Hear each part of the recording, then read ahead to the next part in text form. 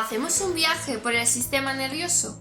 El sistema nervioso está formado por un conjunto organizado y funcional de unas células muy específicas denominadas neuronas, que se encargan de regular, controlar y coordinar el funcionamiento de todos y cada uno de los órganos y aparatos del cuerpo.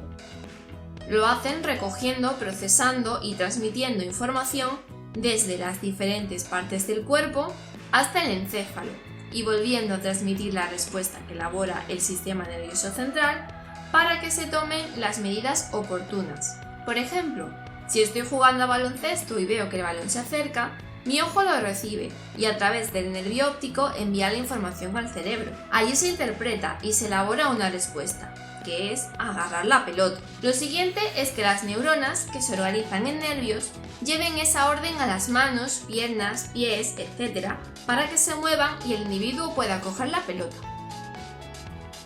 El sistema nervioso se organiza en dos estructuras principales: el sistema nervioso central y el sistema nervioso periférico. El sistema nervioso central es el centro de mandos, donde se interpreta toda la información y se toman las decisiones. Está compuesto por el encéfalo y la médula espinal, y la conexión entre ambas estructuras está mediada por las dos vías motoras, la vía piramidal y la vía extrapiramidal. El sistema nervioso periférico es la autopista por la que circulan los mensajes desde cada órgano del cuerpo hasta el encéfalo, y las órdenes desde el encéfalo hasta los órganos efectores. Está compuesto por los nervios. Estas respuestas luego se pueden concretar en movimientos o en la secreción de hormonas para regular el equilibrio interno, la insulina, por ejemplo. El encéfalo es la parte de mayor volumen del sistema nervioso. Se encuentra protegido por el cráneo y está compuesto por el cerebro, el cerebelo y el tronco encefálico. El cerebro es el órgano más voluminoso del encéfalo. En él se encuentran los centros nerviosos encargados de interpretar y coordinar todas las acciones sensitivas, también llamadas aferentes, y las acciones motoras, eferentes, junto con las zonas encargadas de los procesos cognitivos superiores: pensamiento, planificación, memoria, razonamiento. En lo que respecta al movimiento, vamos a destacar dos regiones: la corteza y las estructuras subcorticales. La corteza es la capa externa del cerebro y la más reciente en términos evolutivos. Es la encargada de llevar a cabo los procesos psicológicos exclusivamente humanos, como el razonamiento, la toma de decisiones, la inhibición y la planificación. Está organizada de tal manera que hay zonas especializadas en diferente tipo de información o función. Encontramos 4 lóbulos cerebrales: el frontal, el parietal, el temporal y el occipital. El lóbulo occipital se encarga de la visión, el temporal de la audición. El lóbulo parietal recoge el resto de información sensorial, que puede ser la causa de los movimientos. Y el lóbulo frontal es especialmente importante, porque es el centro en el que reside la conciencia y la intención. Aquí vamos a encontrar el área motora, donde se coordinan los movimientos voluntarios, y el área premotora, donde se originan los movimientos involuntarios, como la coordinación de la cabeza y de los ojos, y el área prefrontal, que será donde se programen los actos voluntarios, regulando de forma racional lo instintivo y lo afectivo. El cerebelo se encuentra situado por detrás y debajo del cerebro, también formado por cuerpos neuronales. Es una estructura clave para regular el movimiento en relación con los objetos y el equilibrio. Es el encargado de coordinar los diferentes grupos musculares para mantener la postura erguida y para realizar actividades motoras que son complejas pero que las hemos automatizado, como andar, montar en bici, subir escaleras. Requieren de una secuencia de acciones y coordinación de grupos musculares, pero lo hacemos sin tener que prestarle toda nuestra atención. Esto nos permite prestar atención a otros asuntos.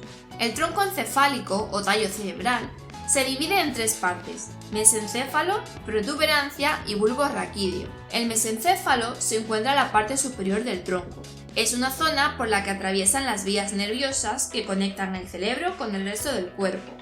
Son importantes aquí las vías motoras que lo atraviesan. La protuberancia, también llamada puente, se sitúa en el centro. Por su interior pasan las vías aferentes, que llevan la información sensorial al cerebro, y bajan las vías eferentes, que, si recordamos, llevan la información motora. hacia el bulbo y la médula para que llegue a su destino. El bulbo raquídeo se sitúa en la parte inferior del tronco.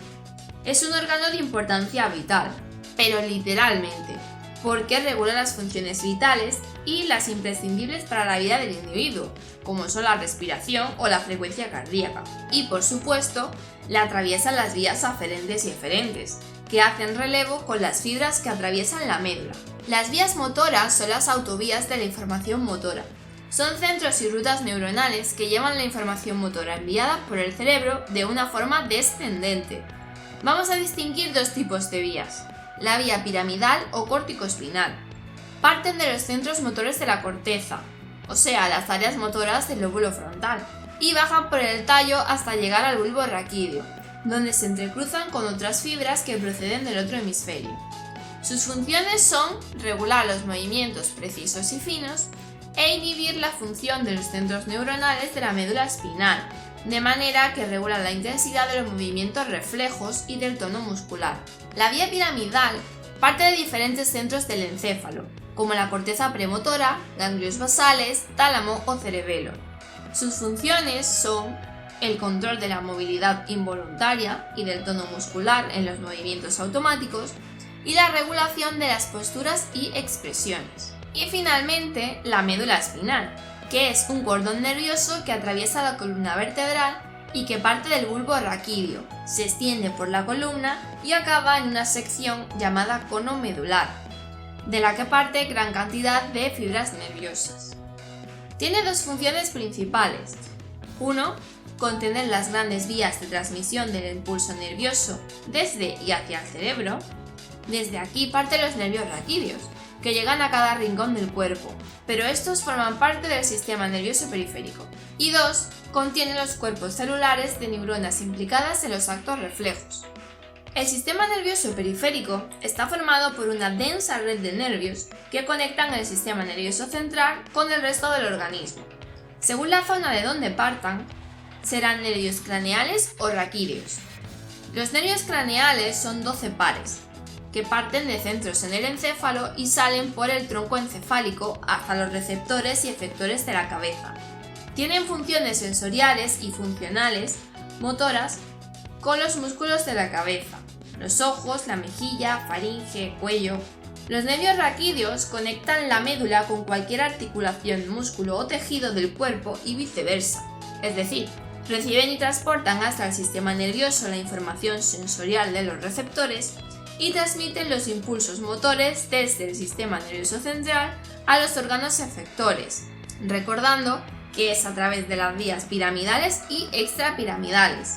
Hay 31 pares de nervios raquídeos, que reciben su nombre en función de las vértebras por las que salen. Así tenemos 8 pares de nervios cervicales, 12 pares dorsales, 5 pares lumbares, 5 sacros y un par coxígeo.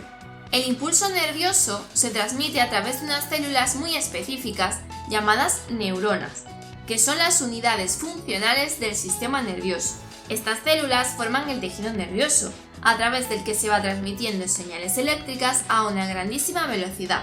La neurona tiene 3 partes: el soma o cuerpo celular, que contiene el núcleo de la célula y en su interior el ADN, las dendritas, que son unas ramificaciones cortas llenas de receptores y neurotransmisores, por donde se recibe la información, y el axón, que es una prolongación por la que se transmite el impulso nervioso para enviarlo a otra neurona.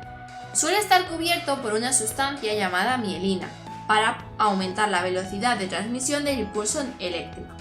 Esta mielina forma vainas alrededor del axón, y entre vaina y vaina podemos encontrar una zona sin esta sustancia llamada nódulo o nodo de Ranvier.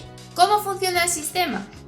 Las dendritas reciben la información de sus receptores, se activa un potencial de acción y la señal eléctrica se va transmitiendo a través del cuerpo celular y del axón hasta los botones terminales, donde se liberan los neurotransmisores al espacio sináptico para ser captados por la siguiente neurona.